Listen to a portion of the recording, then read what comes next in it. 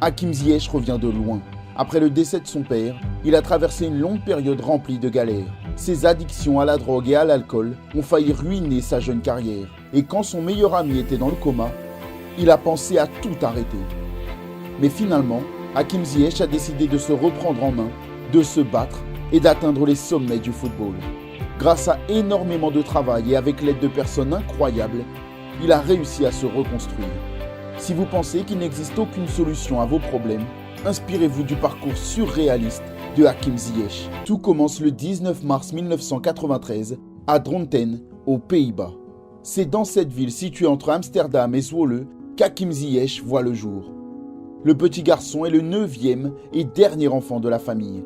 Son père, Mohamed, est arrivé dans la région au milieu des années 60. Originaire du Maroc, il a quitté son pays dans l'espoir de trouver un travail et de meilleures conditions de vie pour son foyer. Malheureusement, les choses ne sont pas aussi simples qu'espéré. Il parvient à trouver ce qu'il cherche sans toutefois rencontrer la fortune. Et la situation se corse au fur et à mesure que la famille s'agrandit. Lorsqu'Hakim vient au monde, ses aînés les plus âgés travaillent déjà avec leur père.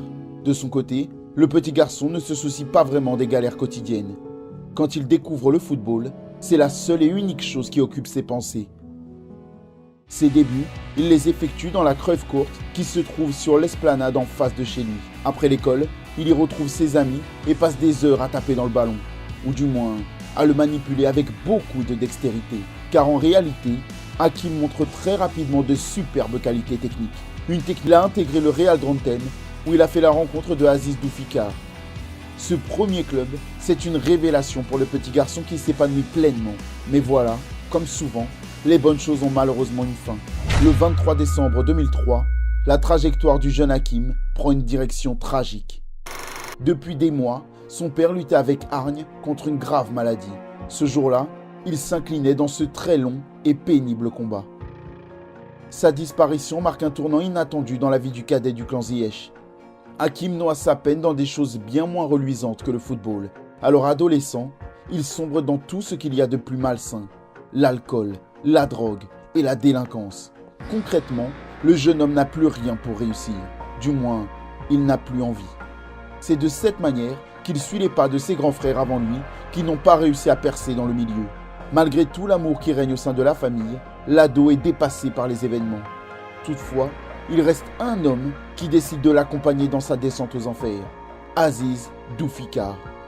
Dans les moments les plus difficiles, il est celui qui apporte la force nécessaire au garçon pour ne pas baisser les bras. Et ce, même lorsque le garçon est volé à Heerenveen. Loin de sa famille, Hakim n'arrange pas du tout sa situation. Il l'empire même lorsqu'il sombre un peu plus dans la drogue. À 16 ans, il arrête définitivement l'école et son avenir est plus incertain que jamais. Dans son club, il ne joue que très rarement en raison de ses problèmes. Mais Aziz, lui, ne le lâche pas pour autant. Doufikar a sauvé Hakim Ziyech. Son poulain fait des efforts, mais n'a pas vraiment l'air de changer pour autant.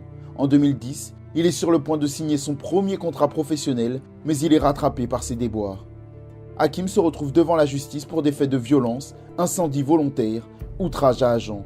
Mais un an plus tard, il va connaître le début d'une étonnante résilience. Lors d'un tournoi quelques mois plus tôt, le jeune fait la rencontre de l'homme qui deviendra son agent, Mustapha Nakli. Pour l'écarter de ce qui gangrène sa carrière, Nakli emmène Hakim avec lui à Amsterdam. Pendant 3 mois, ils partagent un appartement ensemble et cela change tout. Le jeune Ziyech se retrouve dans un cadre beaucoup plus stable et moins toxique. C'est alors le début d'une belle ascension. À partir de là, le natif de Dronten travaille durement pour gagner sa place dans l'effectif. La saison 2012-2013 est celle qui doit lui permettre de décoller. Après quelques bons matchs, Marco van Basten le renvoie avec les jeunes de Heerenveen sans raison. Un manque de confiance qui ne fait pas peur à Hakim Ziyech. Au contraire, il s'en sert comme motivation pour revenir encore plus fort. L'année suivante, il arrive à intégrer l'équipe A et à s'y imposer. Mais c'est à Twente que tout s'accélère pour de bon. Là-bas, Hakim Ziyech confirme qu'il a quelque chose de spécial. Les rencontres s'enchaînent et le joueur empile les buts et les passes décisives. À la fin de la saison 2015-2016, il reçoit plusieurs distinctions personnelles. Mais une chose est sûre, il n'est pas encore à son meilleur niveau. Pour se montrer aux yeux du monde entier, il faut passer au cran supérieur, atteindre l'élite, jouer pour les plus grands. Alors à l'été 2016, il signe pour le mythique Ajax Amsterdam avec 2 objectifs clairs, remporter des titres et jouer la Ligue des Champions. Et là encore, ses performances parlent pour lui.